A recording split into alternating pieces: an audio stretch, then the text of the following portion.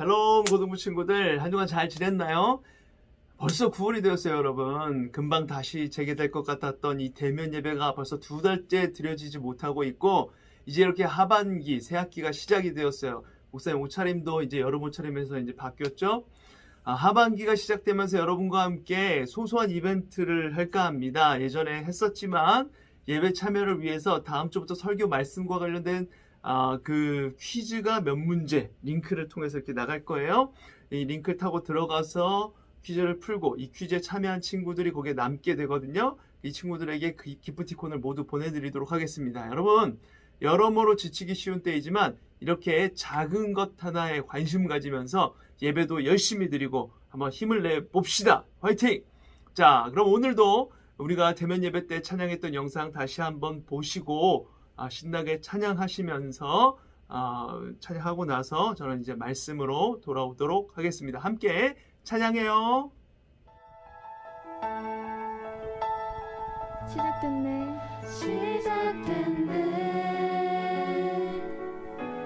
우리 주님의 능력이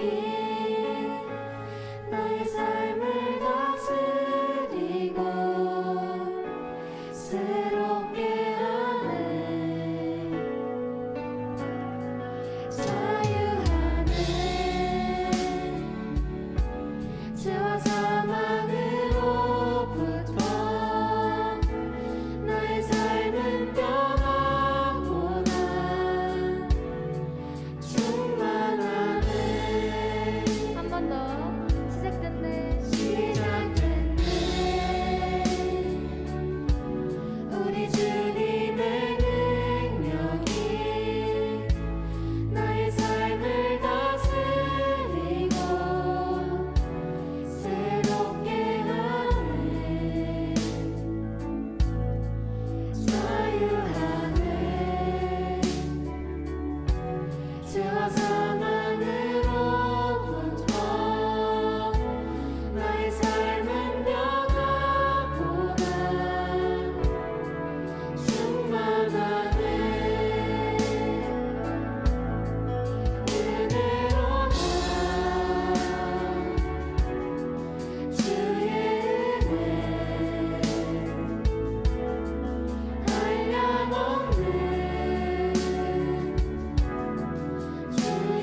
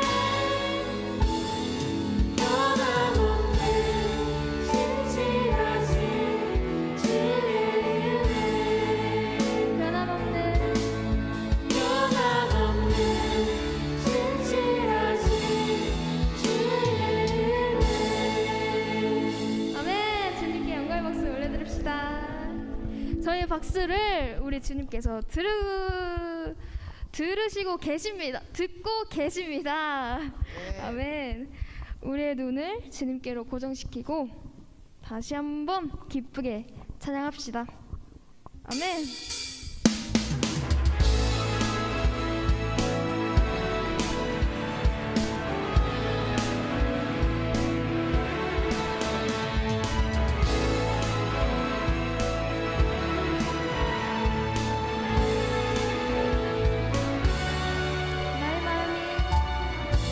나의 마음이 하늘 향하네 아멘. 아버지 주님 바라네 내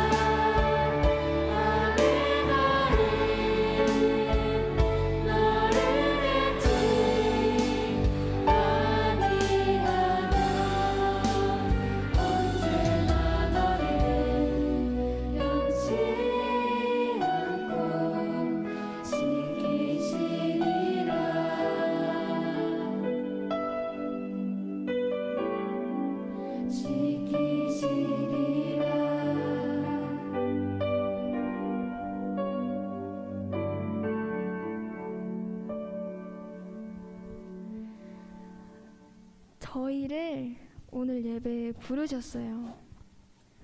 오늘 예배는 지나가면 다시 오지 않을 한 번뿐인 예배니까 자신만의 예배를 마음 다해서 후회 없이 모든 걸 드립시다.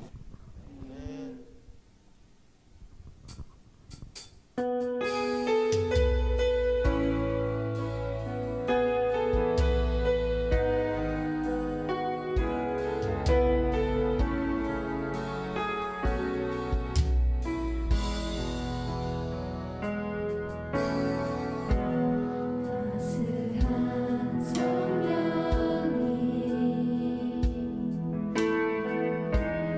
마음으로 보내 내 몸을 감싸며 주어지는 편안함 만족감을 느끼네 따스한 성령이 마음으로 보내 내 몸을 감싸며 주어지는 편안함 만족감을 느끼네 부르신 곳에서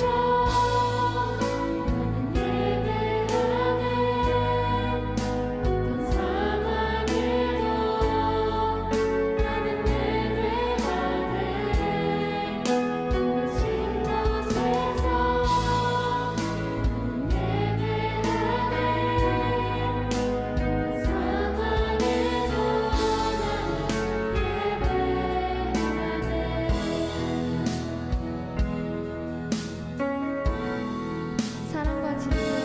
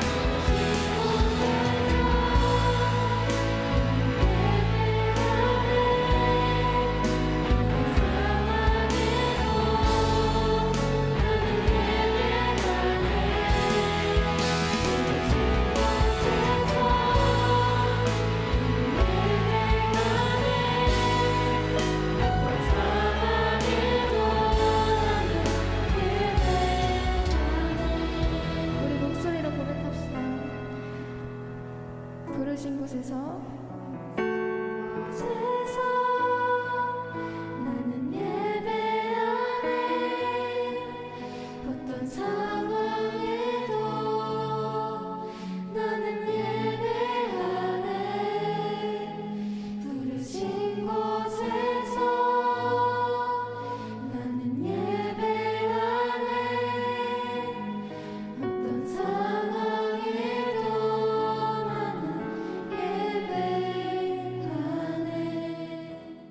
하나님 감사합니다. 정한 시간, 정한 자리, 정한 마음으로 오늘도 예배드리는 우리 고등부 친구들을 축복하여 주시고 한없는 은혜와 축복으로 덧입혀 주옵소서. 믿음으로 살아가기에 힘든 시기를 지나고 있습니다. 한 주간 우리의 삶을 돌아보며 하나님과 동행하는 삶을 살지 못했던 우리의 모습을 회개하오니 용서하여 주시고 오늘 말씀을 통해서 다시금 영적으로 무장하며 세상을 이겨내며 승리할 수 있도록 은혜 베풀어 주시옵소서. 우리 고등부 친구들 2학기가 시작되었습니다.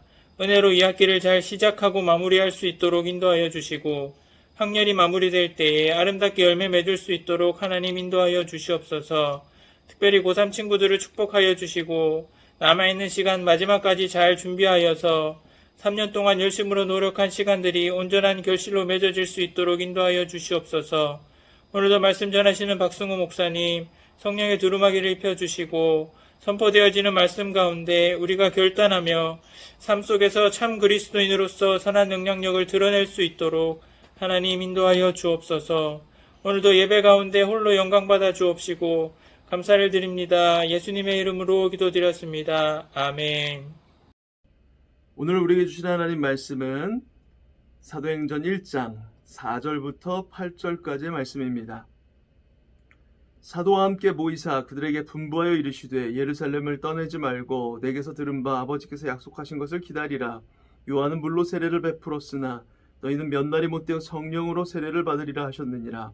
그들이 모였을 때에 예수께 여쭈어 이르되 주께서 이스라엘 나라를 회복하심이 이때이니까 하니 이르시되 때와 시기는 아버지께서 자기의 권한에 두셨으니 너희가 알 바 아니요 오직 성령이 너희에게 임하시면 너희가 권능을 받고 예루살렘과 온 유대와 사마리아와 땅 끝까지 이르러 내 증인이 되리라 하시니라. 아멘. 네, 여러분 오늘 말씀은 가스펠 프로젝트 이제 3권 십자가와 부활 마지막 13번째 시간입니다. 예수님께서 십자가에 달려 죽으시고 부활하셔서 40일간 제자들과 여러 사람들에게 나타나 보이신 후에 이제 하늘로 올라가시면서 승천하시면서 제자들에게 말씀하고 계시는 내용이에요. 사복음서가 끝나고 사도들과 교회의 이야기인 사도행전이 예수님의 승천 장면으로 새롭게 이야기가 시작되는 것이 의미가 있다고 생각합니다. 예수님께서 마지막으로 하시는 말씀이 사도들의 사역 그리고 교회 시작의 중요한 지표가 되는 말씀이라는 거예요. 그 말씀의 의미를 오늘 잠시 한번 우리가 살펴보고자 합니다. 우리가 지금까지 쭉 살펴봤던 마태, 마가, 누가, 요한복음 이 사복음서는 예수님의 탄생과 어린 시절에 대한 간략한 기록 그리고 그 후 예수님의 사역 기간 동안에 그가 어떻게 행하셨고 가르치셨으며 어떻게 죽으셨고 부활하셨는지 그리고 승천하신 내용까지 기록이 되어 있습니다. 그리고 사복음서 이후에 바로 등장하는 이 사도행전은 예수님의 승천하심에 대해서 자세히 기록하고 그 이후에 성령이 임하신 것과 교회의 시작 그리고 교회가 어떻게 확장되어 갔는가를 기록하고 있는 책이에요. 부활하신 이후 40일 동안 제자들과 함께 계시면서 하나님의 나라에 대해서 가르치신 예수님은 이제 제자들에게 예루살렘을 떠나지 말고 약속하신 성령을 기다리라고 오늘 4절의 말씀을 하고 계시죠. 부활하신 예수님과 함께 지내면서 하나님 나라의 일에 대해서 들은 제자들은 예수님이 말씀하시는 이 하나님의 나라가 로마 식민지 상황으로부터 이스라엘의 국권이 회복되는 일이라고 생각을 했어요. 지금 당하고 있는 고통, 우리 민족이 겪고 있는 이 환란으로부터 벗어날 때라고 생각한 겁니다. 그래서 6절에 모두가 기다리는 그때가 언제인가를 예수님께 묻고 있는 거죠. 제자들의 관심은 하나님의 나라가 언제 임하는가 하는 것이었어요. 그런데 그들이 생각하는 하나님 나라는 자신들의 조국 이스라엘 이 나라가 로마의 압제로부터 국권을 회복하는 것으로 생각했다는 것입니다. 그들이 생각하는 이스라엘 나라의 회복과 예수님이 말씀하시는 하나님 나라와는 좀 차이가 있었던 것이죠. 제자들은 이스라엘의 로마로부터 해방, 경제적 빈곤으로부터의 탈출, 억압받는 현실로부터의 자유를 생각했을 것입니다. 그러나 예수님의 답변은 다소 엉뚱하게 느껴져요. 이스라엘 나라의 회복의 때, 하나님의 나라가 완성되는 때, 그런 것은 아버지께서 알아서 하시니 너희는 알 수도 알 필요도 없다는 것입니다. 그러면서 8절에 그 유명한 말씀, 너희는 오직 성령이 너희에게 임하시면 하나님의 권능을 받게 될 것이고, 그러면 예루살렘과 온 유대와 사마리아와 땅 끝까지 이르러 내 증인이 될 것이다. 이렇게 말씀을 하시는 거예요. 예수님의 답변은 사실 하나님의 나라가 이 땅 가운데 어떻게 이루어지는지, 특별히 하나님의 나라를 위해 부름받은 그 하나님의 백성들, 주님의 제자들이 어떠해야 하는지 그 비전을 보여주고 계시는 것입니다. 오늘 우리는 예수님의 답변과 사도행전의 내용을 통해서 하나님의 나라가 어떻게 이루어지는지에 대해서 살펴보고, 우리가 어떤 자세로 이 하나님 나라에 함께 할 수 있는가 잠시 생각해 보고자 합니다. 자, 그 첫 번째로 하나님의 나라는 성령이 이루어 가십니다. 아멘. 자, 누가가 쓴 누가복음과 사도행전, 누가가 이 두 책을 썼거든요. 이 별명은 누가복음이 성령복음, 그리고 사도행전은 성령행전입니다. 세례 요한의 탄생, 그리고 예수님의 세례 받으실 때, 고난을 이기셨을 때 모두 성령에 의해서 이루어졌다고 누가복음 설명하고요. 예수님의 공생의 사역들에서도 성령의 인도하심과 능력이 언제나 중심에서 등장을 하죠. 예수님의 공생애를 그의 하나님의 나라의 사역을 이끄신 분이 성령님인 것처럼 제자들을 통해서 이루어질 하나님의 나라 사역 또한 성령에 의해서 이루어지는 것입니다. 사도행전은 성령의 임함으로 그 성령이 어떻게 교회를 이루어 가시는지, 그리고 하나님의 교회를 어떻게 확장시켜 가는지를 보여주는 거예요. 또한 초대교회가 성령의 인도하심에 어떻게 민감하게 반응했고 그의 이끄심에 어떻게 순종하며 나갔는지, 또 적재적소 필요할 때마다 성령의 능력이 어떻게 나타난지를 드라마틱하게 보여주고 있는 게 사도행전입니다. 하나님의 나라는 어떤 날 때부터 뛰어난 영웅적인 인간들의 엄청난 리더십과 능력에 의해서 이루어지는 것이 아니라 이런 모든 것을 이끌어 가시는 성령에 의해서 이루어진다는 것입니다. 우리가 어떻게 하나님 나라에 함께 할 수 있을까? 두 번째로 하나님의 권능으로 가능한 것입니다. 예수님의 말씀처럼 사도행전 2장에 보면 예루살렘에서 기다리고 있었던 제자들에게 오순절날 성령이 임했어요. 그러자 제자들은 성령 충만함을 받고 성령의 말하게 하심을 따라 다른 언어들로 말하기 시작했어요. 놀라운 일이 일어났습니다. 15개 나라에서 온 유대인들 제자들이 자기들이 난 그 15곳의 언어로 말하고 있는 것을 모두가 보고 듣게 된 것입니다. 너무 부러운 일 아닌가요, 여러분? 맨날 영어 공부로 힘들어하고 있는 여러분들에게 성령께서 이렇게 자유자재로 영어를 말하고 듣게 해주시면 얼마나 좋을까요? 15개국 언어를 막 말하고 듣고 자유자재로 그러고 있는 겁니다. 자, 15개 나라에서 온 유대인들이 15곳의 언어로 말하고 있는데 모두가 말이 통하는 거예요. 놀라운 일이죠. 여러분, 그 옛날 구약시대 창세기 11장에 보면 바벨탑 사건이 등장을 해요. 사람들이 어느 날 하나님이 하늘에 계신 것 같은데 자신들의 능력으로 탑을 쌓아 올리다 보면 그 하나님의 위치에 갈 수 있지 않을까라고 생각을 했어요.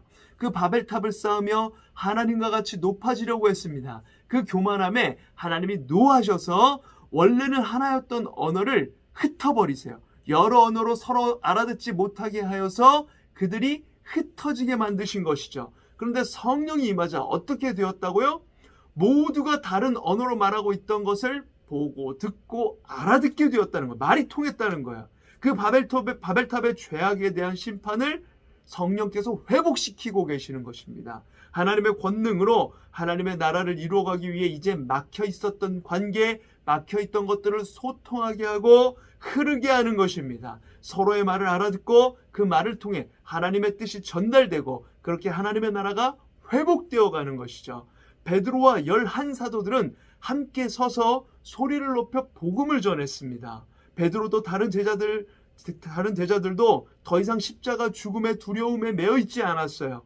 반역자 예수를 따르는 자들이라는 두려움에 휩싸여서 로마와 유대인 지도자들의 눈치를 보고 있었던 그 모습을 벗어버렸습니다. 시기와 욕심으로 무엇을 가질까, 무엇이 될까, 무엇을 먹을까 그 관심을 가졌던 지난날의 모습도 모두 다 던져버렸어요. 내려놨어요. 그들은 이제 더 이상 그런 못난 모습에 매여 있지 않습니다. 더 이상 죄의 노예가 아닌 거예요. 더 이상 죽음의 두려움에 빠져 있지 않았습니다. 그래서 담대히 외치는 거예요. 사도행전 2장 21절에 누구든지 주의 이름을 부르는 자는 구원을 받으리라. 아멘. 성령을 받은 제자들은 달라졌어요. 달라진 제자들은 담대히 주의 복음을 전한 것입니다. 베드로와 제자들이 스스로 결단하고 스스로 뭔가 해보자 용기를 낸 것이 아니에요. 성령이 그들에게 임한 것이죠. 성령이 임하니까 베드로는 더 이상 예전의 베드로가 아니었던 겁니다. 은과 금의 노예가 되지 않았어요. 은과 금은 없어도 예수 그리스도의 이름으로 일어나 걸어라 선포하는 참 그리스도인이 된 것입니다. 여러분, 정말 그런 거예요. 성령이 임하시면 우리의 삶이 달라져요. 우리의 생각이 달라지고 세상을 보는 가치관이 달라지고 우리의 비전이 달라지고 우리의 태도가 달라지고 행동이 달라집니다. 그것이 바로 능력이에요. 내가 원하는 성공을 이루는 것이, 힘을 갖는 것이 능력이 아니라 내 생각, 내 가치관, 내 성품, 나의 욕심을 내려놓을 수 없었던, 내가 원하는 것만 이루려고 했던 그 마음들, 그 모습들이 달라지는 것, 이걸 내려놓게 되는 것, 이것이 바로 진정한 하나님의 능력인 것입니다. 복음을 들은 자들은 우리가 어찌할꼬 하며 마음에 찔림을 받았어요. 놀라운 일이죠. 양심의 가책을 느낀 거예요. 베드로는 담대히 외칩니다. 회개하라, 세례를 받아라, 성령을 선물로 받으리라. 자신들이 그러했던 것처럼 회개하고 세례를 받고 성령을 받았던 것처럼 모인 모든 사람들에게 그대로 요구하고 그대로 전파하고 있는 것입니다. 여러분, 하나님의 권능은 복음 전파를 위해서 주어진 거예요. 하나님의 권능, 하나님의 능력을 받은 제자들은 자신들의 이익을 위해, 내 성공과 인기, 명예를 위해, 그리고 돈 많이 벌려고 능력을 행하지 않았습니다. 예수님께서 하나님의 나라를 위해 제자들을 파송할 때 하나님의 능력을 주셨던 것처럼 오직 복음을 전하고 하나님의 나라가 확장되는 것에 그 능력이 사용된 것입니다. 할렐루야. 자, 우리가 어떻게 하나님 나라에 함께 할 수 있을까? 그 마지막 세 번째는 예루살렘과 온 유대와 사마리아 땅끝까지 증인이 되는 것입니다. 여러분, 성령이 임했어요. 그리고 하나님의 권능, 능력이 임했습니다. 그리고 그렇게 성령의 권능을 받은 자들이 행한 것은 예루살렘과 유대와 사마리아와 땅끝까지 증인이 되는 거예요. 이때 증인이 되리라 해서 이 되리라는 명령어가 아니에요. 네가 증인이 돼야 돼, 이게 아닙니다. 될 것이다 라는 뜻입니다. 성령이 임한 사람, 능력을 받은 사람은 당연히 복음과 하나님 나라의 증인이 될 것이다 라는 겁니다. 제자들은 언제 하나님의 나라가 임하고 언제 이스라엘이 회복될 것인가를 궁금해했죠. 그런데 예수님의 답변은 너희들이 증인이 될 것이다 라는 겁니다. 하나님의 나라는 그냥 주어지는 것이 아니라 성령을 받은 자들, 하나님의 백성, 주님의 제자인 자들이 살고 전해야 되는 것이에요. 그것도 땅끝까지 각자의 삶의 자리에서 우리는 하나님의 나라를 살고 전하는 증인이 되는 것입니다. 실제로 사도행전은 성령이 임하고 교회가 형성이 되었어요. 그리고 그 교회들을 통해서 복음이 예루살렘과 온 유대와 사마리아와 땅끝까지 전파되는 생생한 현장을 사도행전이 기록하고 있습니다. 성령이 임하자 제자들은 예루살렘에서 복음을 전해요. 그리고 여러 가지 핍박과 죽음의 어려움 가운데 교회를 이루어가고 교회의 질서를 세워가는 것을 볼 수가 있습니다.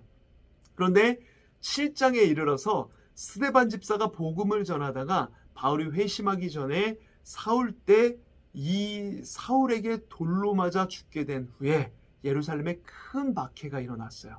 제자들 외에는 모든 교인들이 유대와 사마리아 모든 땅으로 흩어집니다. 그런데 놀랍게도 이 박해로 인해 흩어진 사람들은 그렇게 기독교가 망해버리는 것을 두려워하고 박해를 피해서 도망다니고 숨어있고 살기 위해서 발버둥 친 것이 아니라 담대하게 목숨을 걸고 온 유대와 사마리아까지 복음을 전합니다. 또 처음에는 유대인에게만 복음을 전하다가 이제 안디옥에서 헬라인에게도 이방인에게도 복음을 전하는 거예요. 최초의 이방인 교회인 안디옥 교회를 세웁니다. 나중에 이 안디옥 교회로부터 파송받은 바나바와 바울은 소아시아, 그리스, 로마 이 땅들을 향해서 당시 땅끝이라고 생각한 또 스페인을 향해서 거침없이 나아갑니다. 바울이 스페인까지 못 가고 로마에서 가택연금된 것으로 사도행전은 끝을 맺게 되는데 그러나 복음은 끝나지 않죠. 그 이후에도 바울에게 복음을 들고 회개하고 세례를 받고 성령을 받은 사람들에 의해 계속 복음이 전파되어져 가는 것입니다. 우리에게도 전파되어 왔고 우리를 통해서도 전파되는 것입니다. 그래서 사도행전은 28장으로 끝나는 것이 아니에요. 우리의 믿음의 선진들에 의해 그리고 지금 우리를 통해 지금도 29장, 30장 계속 쓰여져 가고 있는 것입니다. 우리의 삶의 자리가 복음의 증인이 된 자리이고 우리의 꿈이 하나님의 나라를 위해 복음의 삶을 살아내고 전하는 것이 될 때 사도행전은 지금도 우리에 의해서 계속해서 쓰여져 가고 있는 것입니다. 여러분, 미국에서 있었던 일이에요. 1956년 1월 2일 미국 휘튼 대학을 수석으로 졸업한 짐 엘리엇을 포함한 5명의 친구들, 젊은이들이 한 번도 복음이 전해지지 않은 남미의 에콰도르 정글에 사는 아우카 부족에게 복음을 전하러 떠났습니다. 아우카 부족은 수백 년 동안 찾아오는 외부인들을 잔인하게 죽인 것으로 악명이 높았어요. 청년들은 강변 기슭에 텐트를 치고 복음을 전하기 위해 준비를 하였죠. 그런데 며칠째 이들과 연락이 되지 않자 선교본부는 혹시 하는 걱정에 비행기를 보냅니다. 그리고 1월 8일 강변에서 5명의 청년들이 창과 화살로 무참하게 살해된 시신이 된 것을 발견하게 됩니다. 그런데 이상한 것은 그들의 주머니에 총이 있었음에도 불구하고 총을 쏘지 않았다는 거예요. 그 당시 언론들은 그들의 희생이 참으로 무가치하고 헛된 죽음에 불과하다, 아까운 젊은이들이 죽었다, 이런 취지의 조롱과 비판의 글을 쏟아내었습니다. 그러나 이야기는 여기서 끝나지 않았어요. 짐 엘리엇이 순교를 당하고 1년이 지난 후에 간호사 훈련을 받은 짐 엘리엇의 아내 엘리자베스 엘리엇이 죽음을 무릅쓰고 남편을 죽인 아우카 부족에게 다시 들어갑니다. 그녀는 죽음을 각오하고 복음의 씨앗을 뿌리기 위해 남편을 죽인 그 부족에게로 들어간 거예요. 그런데 놀라운 것은 그녀도 그 당시에 전혀 몰랐던 사실인데 아우카 부족은 남자는 죽여도 여자는 죽이지 않는다고 해요. 그래서 5년간 거기서 열심히 의료 선교를 하며 복음을 전할 수가 있었습니다. 5년간의 헌신적인 사역을 마치고 엘리자베스가 안식년이 되어서 이제 다시 미국으로 돌아간다고 하자 그 추장이 파티를 열어주며 그녀가 누구인지를 물어봐요. 그때 엘리자베스는 자신이 전에 당신들이 죽인 그 짐 엘리엇의 부인이라는 말을 하게 됩니다. 그 이야기를 들은 아우카 부족은 그날 그 자리에서 예수님을 영접하게 돼요. 그리고 더욱 놀라운 사건이 벌어집니다. 그것은 짐 엘리엇과 4명의 선교사를 직접 죽였던 이 키모라는 청년이 아우카 부족에서 최초로 목사가 되는 것입니다. 그리고 순교한 선교사들의 자녀 중 2명이 바로 아버지가 순교당한 그 강가에서 아버지를 죽인 그 키모 목사에게 세례를 받게 됩니다. 그 후 짐 엘리엇의 부인만이 아니라 다른 선교사의 부인들도 자녀들을 데리고 그곳을 다시 들어가 복음을 전하게 되죠. 이 이야기는 창끝이라는 영화로 제작될 정도로 아주 유명한 이야기입니다. 이 이야기를 볼 때마다 도대체 어떻게 이런 일이 가능한 것일까 하는 생각이 들어요. 무엇이 엘리자베스에게 남편의 생명을 빼앗아간 것, 그 땅으로 복음의 씨앗을 뿌리기 위해서 다시 들어갈 수 있게 만들 수 있었을까요? 그것은 다름 아닌 성령의 권능이라고 생각합니다. 성령이 임하고 권능이 임했을 때 주님의 놀라운 비전을 보게 되고 주님의 비전을 따라 담대하게 어떤 어려움 속에서도 죽음까지도 각오하며 그 땅으로 나아갈 수 있게 되는 것이죠. 사랑하는 고등부 친구 여러분, 하나님 나라를 여러분 통해서 이뤄가고 싶으신데 여러분 또한 하나님 나라의 그 비전을 세워가기 원하십니까? 우리가 하나님 나라를 어떻게 이뤄갈 수 있을까요? 그것은 오직 성령으로 이룰 수 있는 나라입니다. 예수님을 영접했을 때 우리는 이미 성령을 선물로 받았어요. 그러나 우리는 우리의 욕심, 끝없이 짓는 그 죄로 인해서 성령을 근심하게 합니다. 성령을 따르지 않고 내 주관, 내 욕심을 따라 내 마음대로 살아가게 되죠. 그럴 때 우리에게 다시 필요한 것은 바로 성령 충만을 받는 거예요. 성령 충만하다는 것은 나의 죄를 회개하고 나의 뜻, 나의 욕심을 모두 내려놓는 거예요. 그리고 그 자리에 하나님의 뜻, 하나님이 보여주시는 비전을 채워 넣어서 하나님의 말씀을 따라 순종하며 나아가는 것입니다. 그럴 때 하나님의 능력이 우리 가운데 임하는 것이죠. 이 권능을 받으면 달라집니다. 소통이 일어나고 담대히 복음을 전하게 됩니다. 그렇게 성령 충만함으로 능력을 받은 우리가 해야 할 것은 우리 삶의 자리에서부터 하나님의 예수 그리스도의 증인이 되는 것입니다.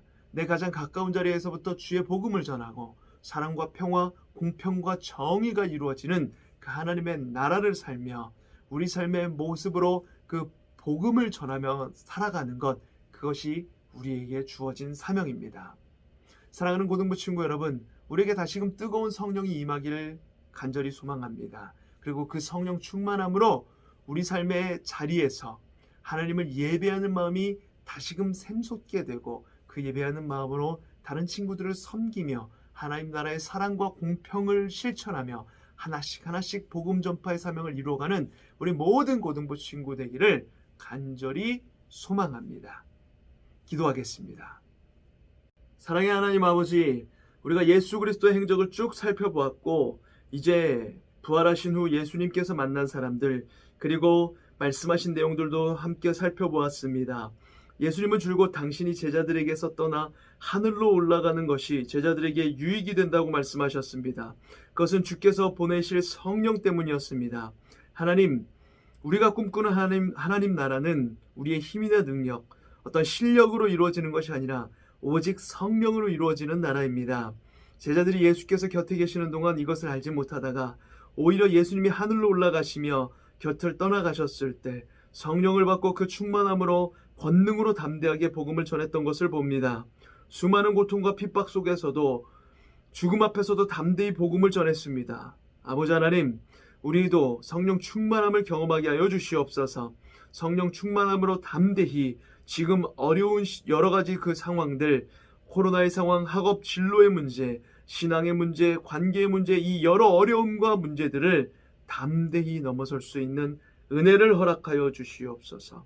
그래서 삶에서 주의 사랑과 평화, 정의와 공평을 누리며 그것을 전하며 나아가는 우리 모두의 삶이 되게 하여 주시옵소서. 지금은 길이요 진리요 생명이신 예수 그리스도의 은혜와 성부 하나님의 다함없는 사랑하심과 성령 하나님의 내재 충만 함께 하심의 은혜가 다시금 성령의 충만함을 받아 하나님 나라를 이뤄가는 담대히 복음 전하는 그 삶으로 나아가기 원하는 모든 고등부 친구들의 머리 위에, 사랑하는 우리 교사 선생님들 머리 위에, 모든 가정과 교회 위에, 이 나라 이 민족 온 세계 열방 위에 지금부터 영원까지 함께 하실지어다. 아멘.